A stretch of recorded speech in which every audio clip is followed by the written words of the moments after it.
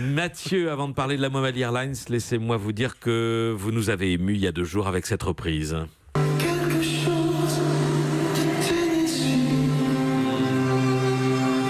cette force qui nous pousse vers l'infini. C'était au Zénith de Montpellier. Vous avez partagé cette vidéo sur les réseaux sociaux. Vous aviez réalisé et composé la musique du 47e album studio de Johnny Hallyday, Jamais seul, en 2011.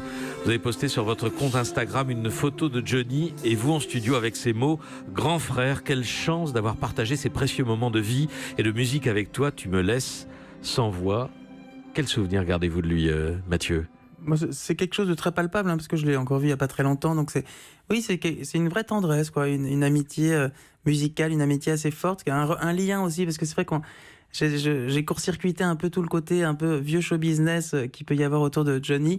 C'est vrai que j'ai eu un rapport très très sain avec lui. On a fait un album qui est effectivement peut-être pas forcément très commercial, mais qui est sûrement un des plus véritables, parce qu'on est, je pense, des êtres très entiers tous les deux.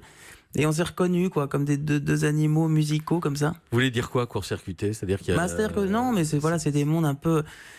Johnny, c'est quelqu'un qui représente beaucoup de choses et qui est une légende. Et donc, il y a des gens autour qui sont là pour sûrement faire de l'argent. Et moi, l'argent et la musique, pour moi, ce sont deux choses qui ne vont pas ensemble. Donc, il y avait l'idée de, non, c'est-à-dire qu'en fait, de pas aller dans le commercial. C'est surtout qu'en fait, c'est une longue histoire, c'est une histoire d'amitié surtout, mais c'est un rapport humain et pas très commercial. Voilà. Vous chantiez en duo sur cet album avec Johnny. Dans ta forêt des Landes, oui, dans ta forêt des Landes, oh, dans ta forêt des Landes, oui, dans ta forêt des Landes, oh, my friend, tu me fous les clandes. Dans ta forêt des Landes, la musique is in England, you understand.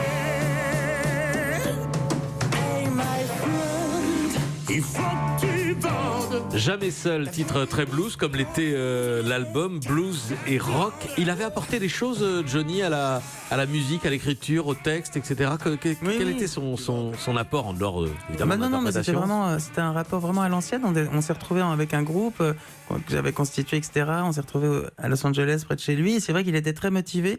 Il n'avait pas chanté depuis un moment. Il revenait aussi de certaines épreuves de santé. Et puis c'était vraiment une renaissance. Donc c'était même d'ailleurs surréaliste, c'est-à-dire qu'il arrivait au studio parfois avant nous, ce qui est quand même assez étonnant pour Johnny. Et il était très très motivé. On avait un rapport extrêmement sain, vraiment un rapport de musicien, quoi, d'amis, quoi. Et sur scène? Mais sur scène, c'est vrai que il y a cette chose comme ça extraordinaire, c'est-à-dire que c'est vraiment le roi de la jungle, quoi. Je sais pas comment dire. Il y a un côté. Vous êtes pas mal non plus, Mathieu. Non, parce que oui, mais moi j'ai une petite voix par contre. Oui. Je fais plus le malin avec ma guitare. Oui. Et donc, c'était la voix puissante de Johnny et la guitare.